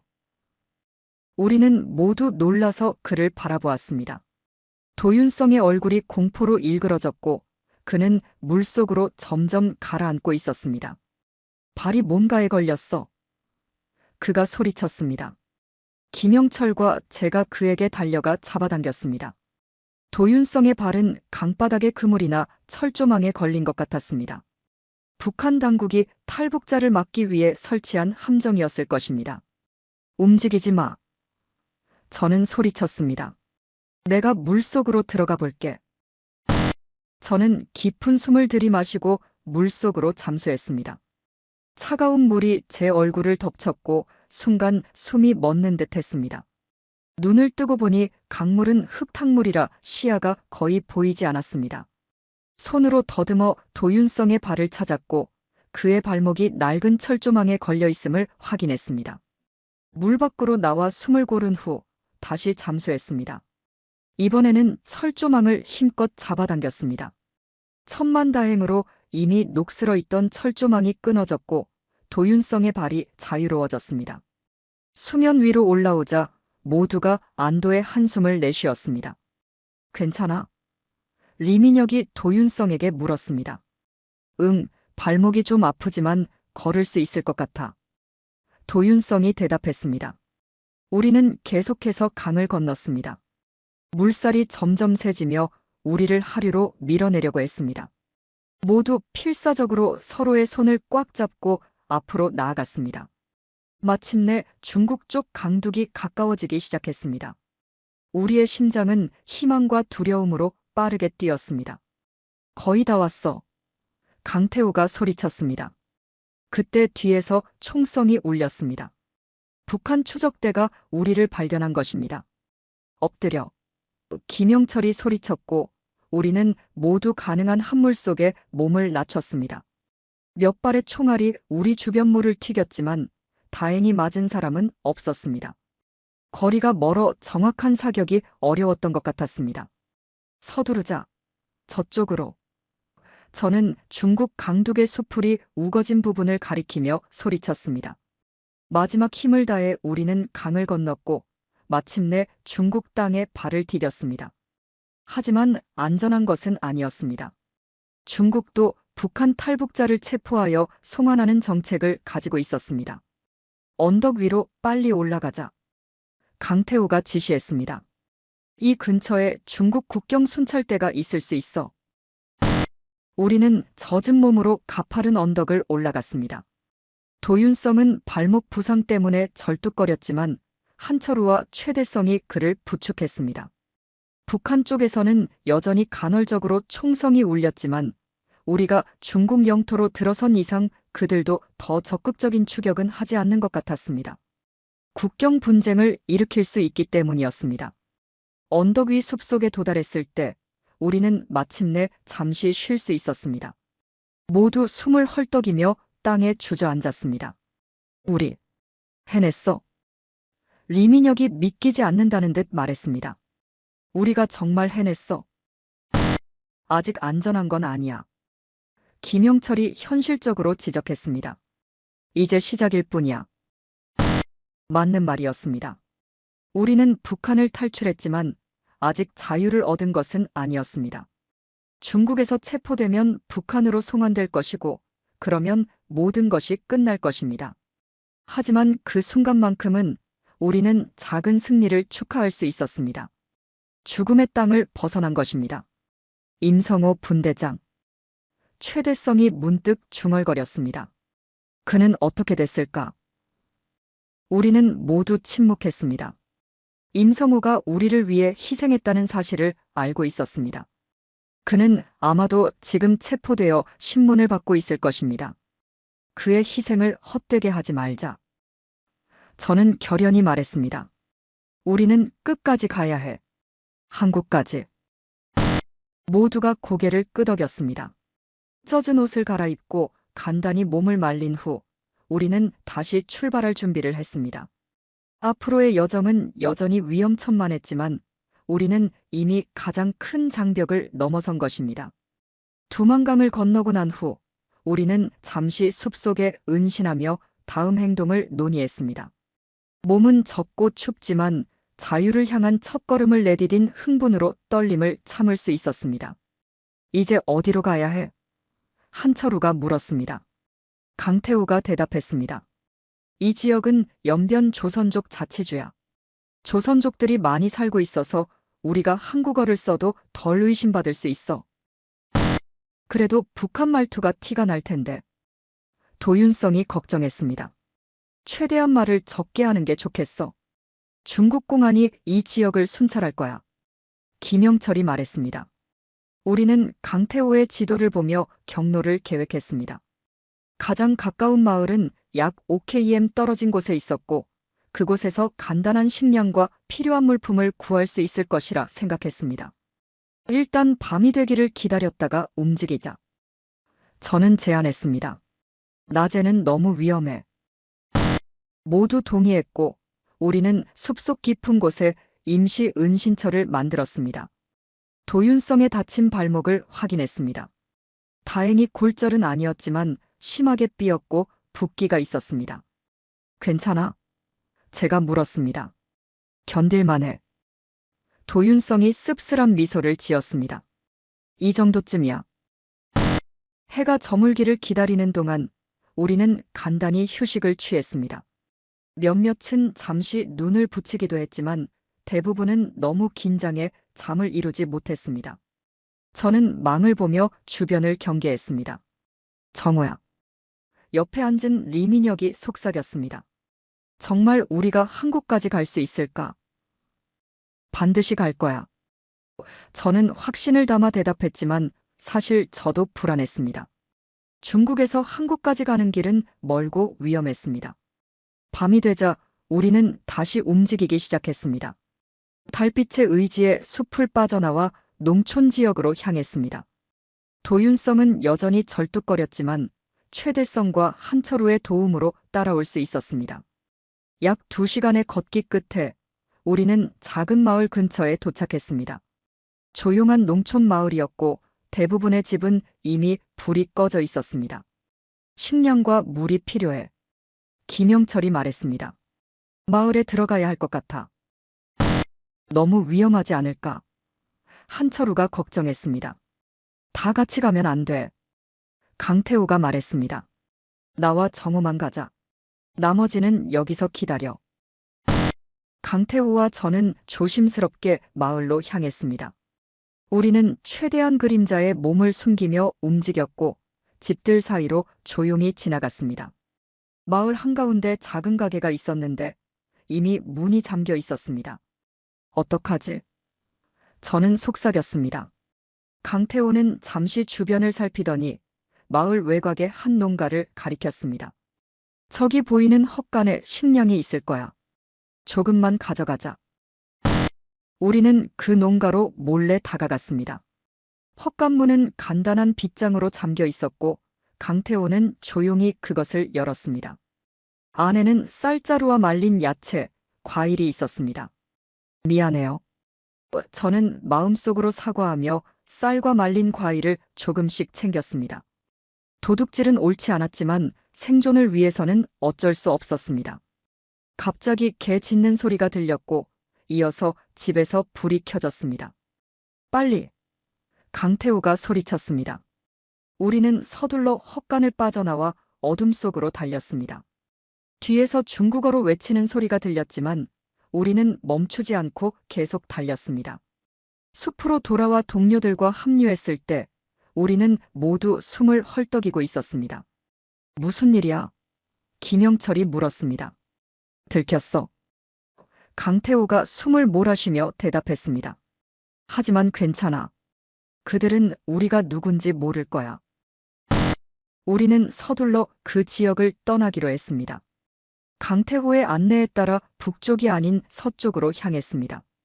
북쪽으로 가면 북중 국경과 너무 가까워 위험했고 서쪽으로 가면 더 큰 도시에 도달할 수 있었습니다. 밤새 걸은 끝에 우리는 작은 강에 도착했습니다. 이름 모를 강이었지만 물이 맑고 깨끗했습니다. 여기서 잠시 쉬자. 저는 제안했습니다.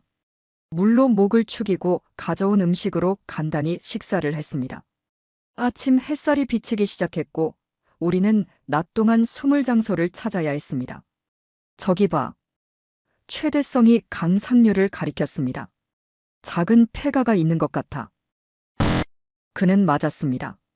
강가에 버려진 작은 오두막이 있었고 우리는 그곳으로 향했습니다. 오두막은 낡고 지붕 일부가 무너져 있었지만 낮 동안 숨기에는 충분했습니다. 내일은 어디로 갈까?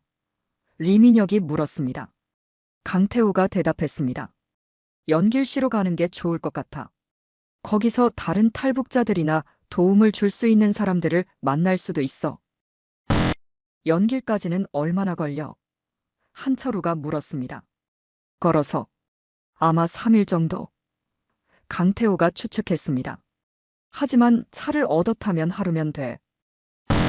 차를 얻어 탄다고? 누가 우리 같은 사람들을 태워주겠어? 도윤성이 의아해했습니다. 돈이 있으면 가능해. 강태우가 말했습니다. 중국에서는 돈이면 다 돼.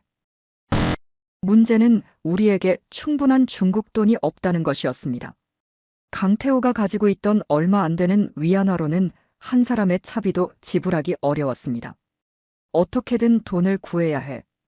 김영철이 말했습니다. 잠시 침묵이 흘렀습니다. 불법적인 방법으로 돈을 구하는 것은 위험했고 우리의 신분이 탄로날 수 있었습니다. 네. 내가 한 가지 방법을 알아. 리민혁이 조심스럽게 말했습니다. 북한에서 들은 건데 중국 내 한국교회나 선교사들이 탈북자를 돕는다고 해. 그걸 어떻게 찾아? 저는 물었습니다. 연길에 가면 한국교회가 있을 거야. 그곳에 가보자. 그것은 위험한 도박이었지만 우리에게는 다른 선택지가 많지 않았습니다. 우리는 하루 동안 오두막에서 휴식을 취하며 도윤성의 발목을 돌봤습니다. 다행히 붓기가 조금 가라앉았고 그는 이제 조금 더 잘 걸을 수 있었습니다. 다음 날 밤 우리는 다시 여정을 시작했습니다. 강 따라 이어진 작은 길로 서쪽을 향해 걸었습니다. 매 순간이 긴장의 연속이었고 지나가는 차량이나 사람들을 볼 때마다 우리는 숨어야 했습니다. 셋째 날 밤 우리는 작은 도로에 도달했습니다. 강태호에 따르면 이 도로를 따라가면 연길로 가는 큰 고속도로와 연결된다고 했습니다. 어떻게 하지? 한철우가 물었습니다. 걸어가면 너무 위험할 것 같아. 트럭을 기다려보자. 강태호가 제안했습니다. 화물 트럭이 지나가면 뒤에 몰래 타는 거야. 우리는 도로 옆 숲속에 숨어 트럭이 지나가기를 기다렸습니다. 약 1시간 후 마침내 짐을 가득 실은 대형 트럭이 천천히 도로를 지나갔습니다. 저거다. 강태우가 소리쳤습니다. 준비해. 트럭이 우리 앞을 지나갈 때 우리는 재빨리 달려가 뒤편에 뛰어올랐습니다. 트럭 뒤편은 천막으로 가려져 있었고 우리는 조용히 그 안으로 들어갔습니다. 내부에는 상자들이 가득했고 우리는 그 사이에 몸을 숨겼습니다. 성공이야. 리민혁이 흥분해서 속삭였습니다. 그러나 그때 트럭이 갑자기 멈췄습니다. 우리는 모두 얼어붙었습니다. 왜 멈추지? 최대성이 불안하게 물었습니다. 쉿. 강태우가 경고했습니다. 우리는 숨소리까지 죽이며 기다렸습니다. 발소리가 들렸고 누군가 트럭 뒤로 다가오는 소리가 났습니다. 천막이 열리는 순간 우리의 심장은 거의 멈춘 것 같았습니다. 천막이 걷히고 빛이 들어왔을 때 우리는 모두 숨을 죽이고 상자들 사이에 깊숙이 몸을 숨겼습니다. 중년의 중국인 남성이 트럭 뒤편을 살폈고 무언가를 중국어로 중얼거렸습니다. 다행히 그는 트럭 안쪽 깊은 곳까지 확인하지 않았고 곧 천막을 다시 닫았습니다. 트럭이 다시 움직이기 시작했을 때 우리는 안도의 한숨을 내쉬었습니다. 너무 위험했어. 도윤성이 떨리는 목소리로 말했습니다. 이제 어디로 가는 거지? 한철우가 물었습니다. 모르겠어. 하지만 연길 방향이면 좋겠다. 강태우가 대답했습니다. 트럭 안은 어둡고 답답했지만 적어도 걷는 것보다는 빨리 이동할 수 있었습니다. 우리는 트럭이 어디로 가는지 알 수 없었기에 그저 운에 맡길 수밖에 없었습니다. 몇 시간이 지났고 트럭이 종종 멈추거나 방향을 바꾸는 것을 느낄 수 있었습니다.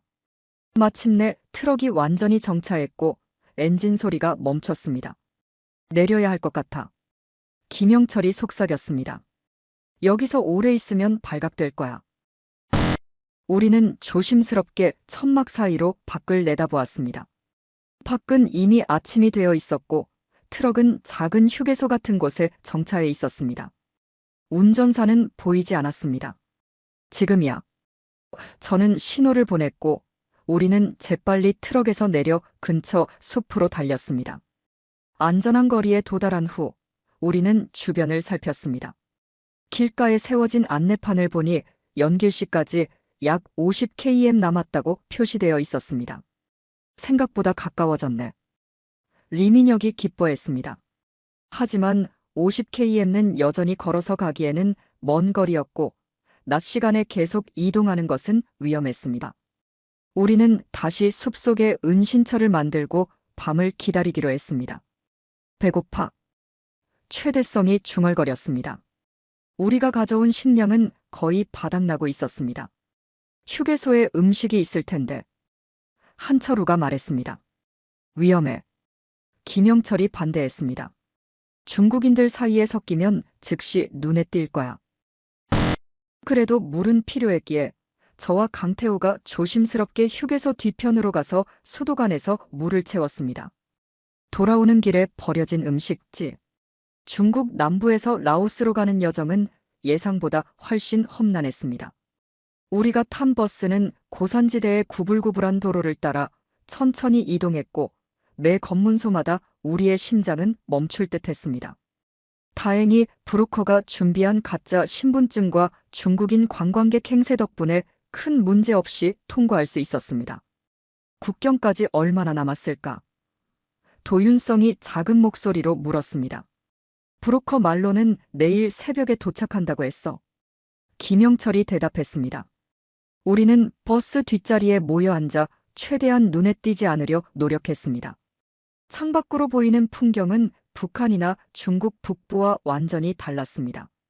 울창한 열대 식물들과 계단식 논, 그리고 이국적인 마을들이 창밖으로 지나갔습니다.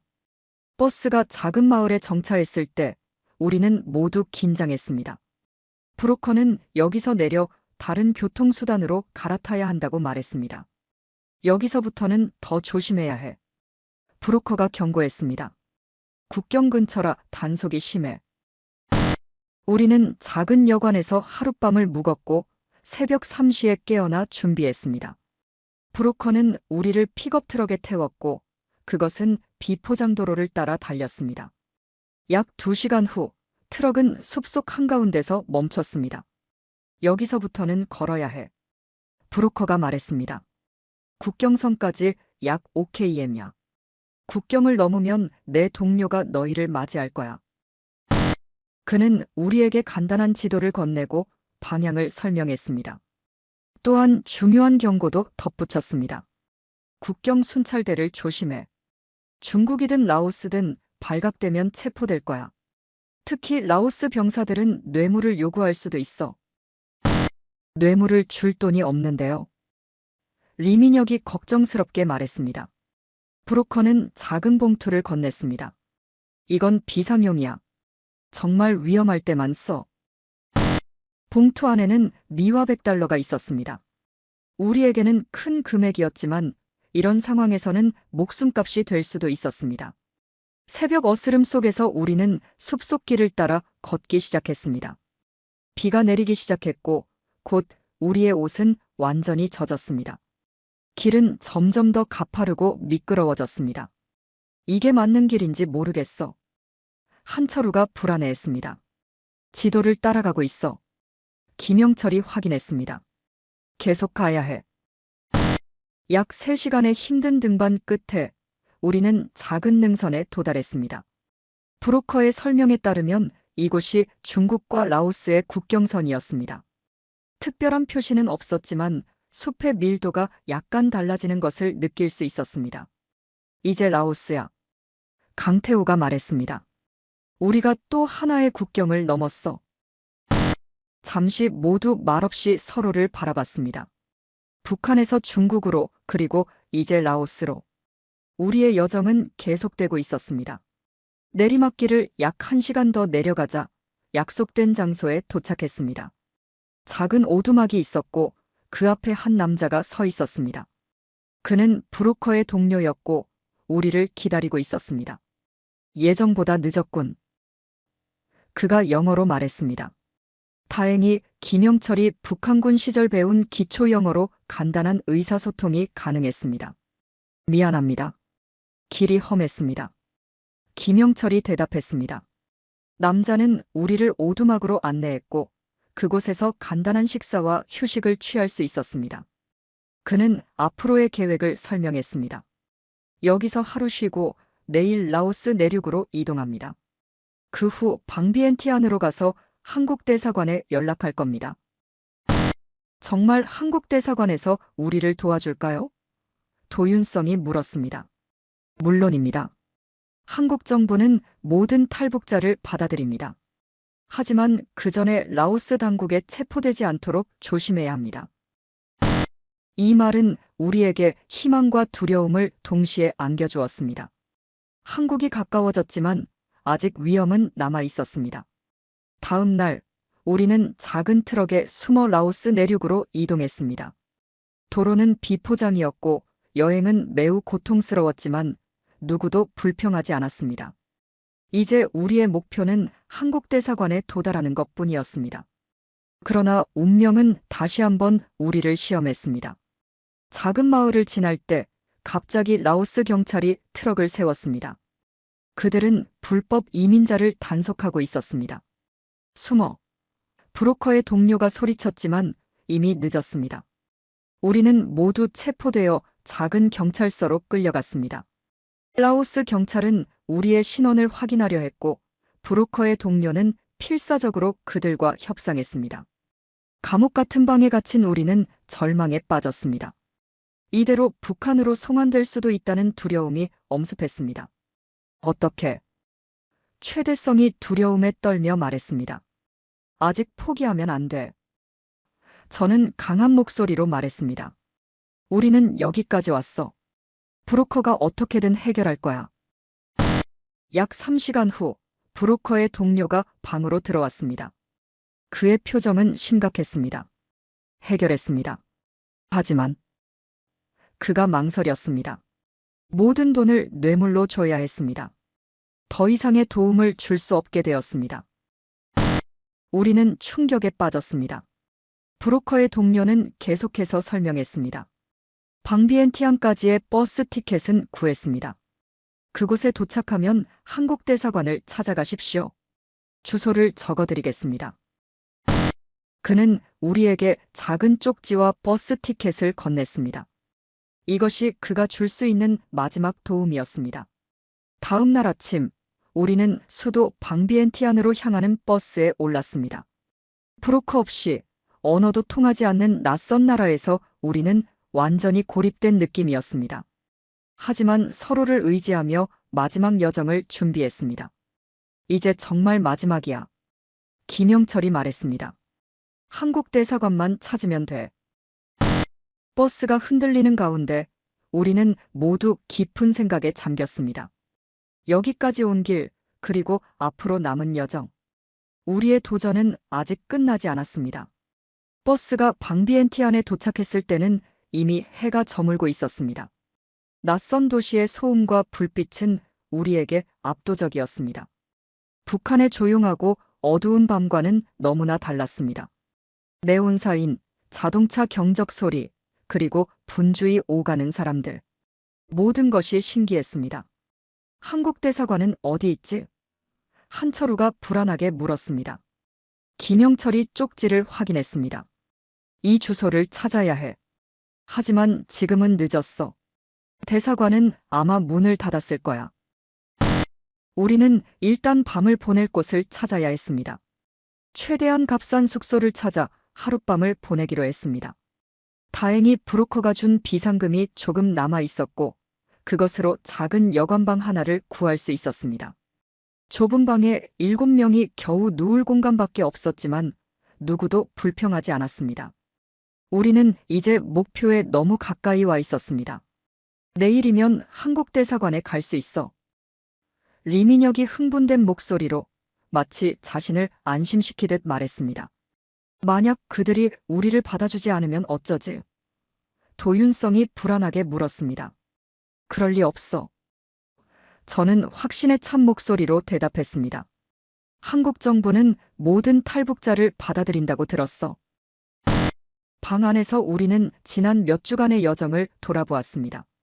북한에서의 탈출, 두만강 건너기, 중국에서의 숨바꼭질, 그리고 라오스로의 위험한 국경 넘기. 모든 것이 꿈만 같았습니다. 내가 가장 기대되는 건 뭔지 알아? 최대성이 갑자기 말했습니다. 한국에서 배불리 먹는 거야. 평생 배고팠으니까. 우리 모두 그의 말에 웃음을 터뜨렸습니다. 단순하지만 진심 어린 소망이었습니다. 난 공부하고 싶어. 리민혁이 말했습니다. 북한에서는 성분 때문에 대학에 갈 수 없었지만 한국에서는 가능할 거야. 난 우리 가족을 찾고 싶어. 한철우가 조용히 말했습니다. 내 누나가 몇 년 전에 탈북했다는 소문을 들었거든. 살아있다면 한국에서 만날 수 있을지도 몰라. 각자의 꿈과 희망을 나누며 우리는 더욱 강한 연대감을 느꼈습니다. 이 7명은 이제 단순한 동료가 아니라 가족 같은 존재가 되었습니다. 그런데 한국에 가면 우리가 계속 함께 있을 수 있을까? 강태호가 문득 물었습니다. 그 질문에 모두 침묵했습니다. 사실 우리는 한국에 도착한 후 어떤 과정을 거치게 될지 정확히 알지 못했습니다. 아마 처음에는 함께 있겠지만 나중에는 각자의 길을 가게 될 거야. 김영철이 현실적으로 대답했습니다. 하지만 우리는 항상 연락하며 지낼 수 있어. 그 말에 마음이 무거워졌습니다. 이 힘든 여정을 함께한 사람들과 헤어진다는 생각은 슬펐습니다. 하지만 그것도 자유의 일부임을 알고 있었습니다. 각자 자신의 선택에 따라 살아갈 수 있는 자유.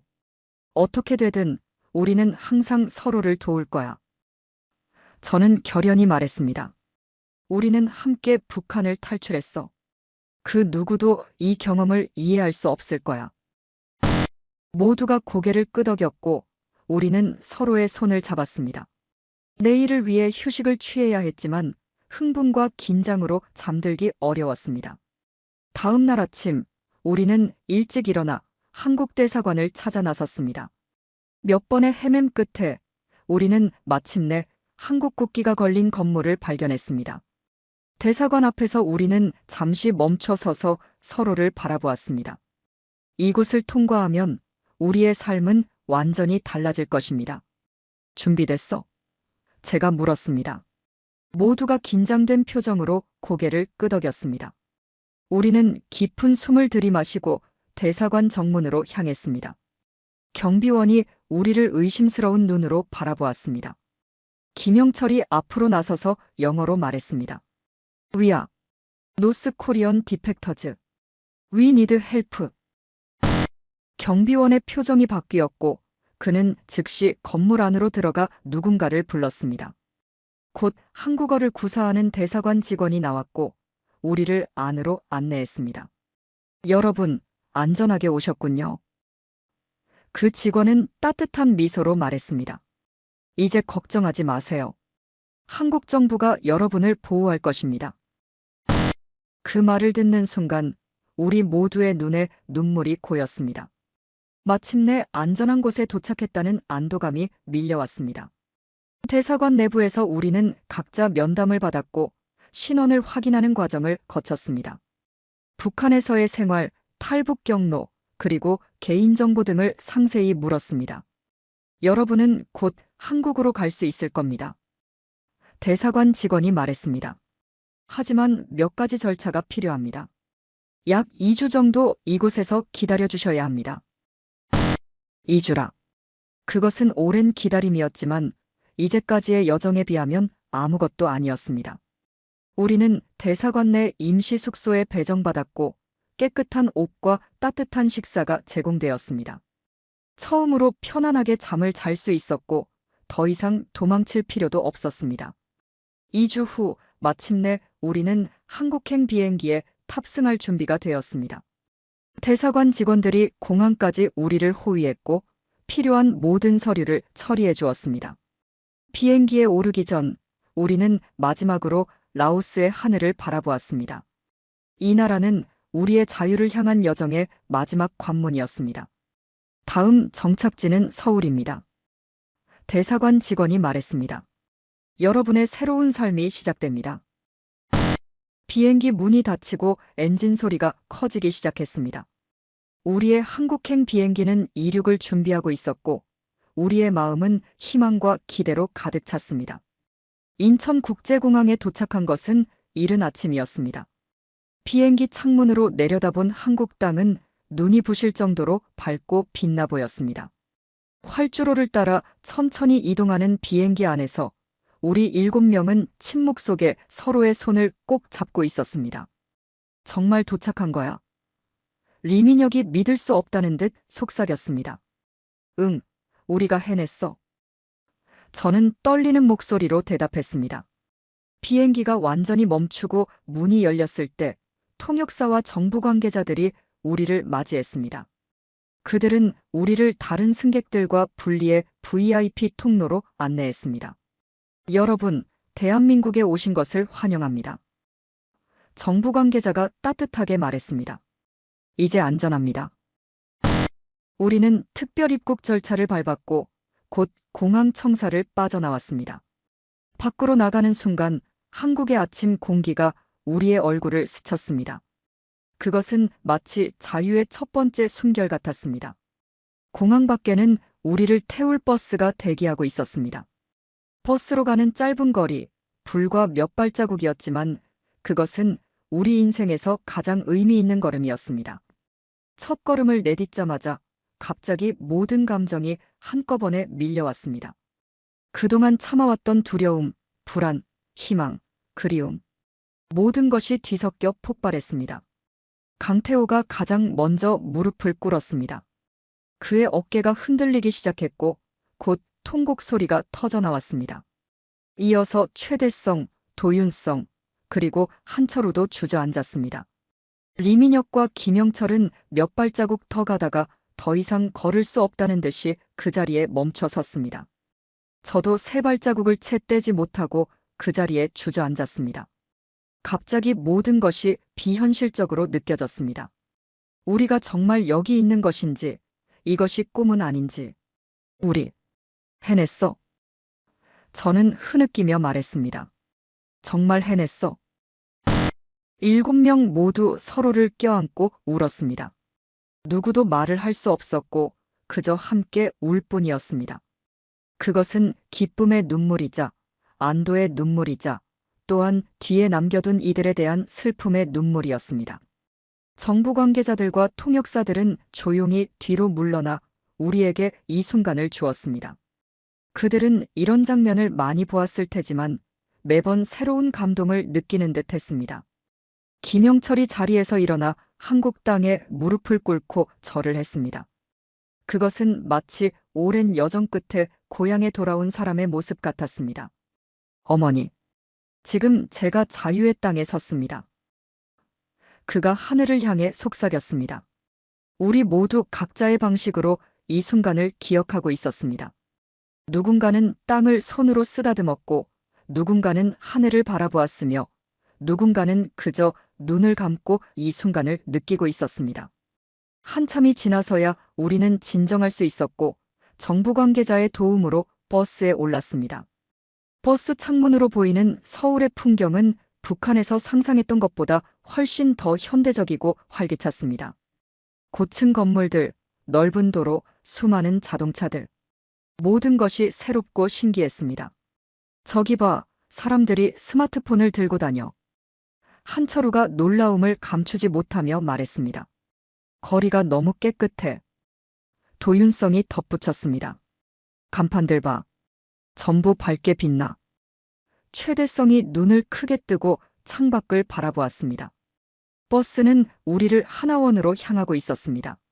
하나원은 북한 이탈 주민들의 한국 사회 적응을 돕는 시설이라고 했습니다.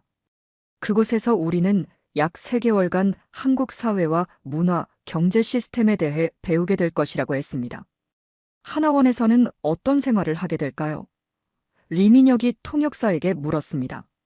거기서 여러분은 한국 사회에 필요한 모든 것을 배우게 됩니다. 컴퓨터 사용법, 대중교통 이용 방법, 은행 이용법 등 실용적인 지식뿐만 아니라 한국 역사와 문화도 배우게 됩니다. 직업 교육도 받을 수 있나요? 김영철이 물었습니다. 네, 다양한 직업 훈련 프로그램이 있습니다. 여러분의 적성과 희망에 맞춰 교육을 받으실 수 있습니다. 그 말을 듣자 우리 모두의 표정이 밝아졌습니다. 북한에서는 상상할 수 없었던 기회들이 우리 앞에 펼쳐지고 있었습니다. 버스 안에서 저는 문득 임성호 분대장을 떠올렸습니다. 그는 지금 어떻게 되었을까요? 우리를 위해 희생한 그를 위해 우리는 무엇을 할 수 있을까요? 그의 어머니를 돕겠다는 약속을 지킬 수 있을까요? 모두들 행복해 보이네. 강태호가 미소 지으며 말했습니다.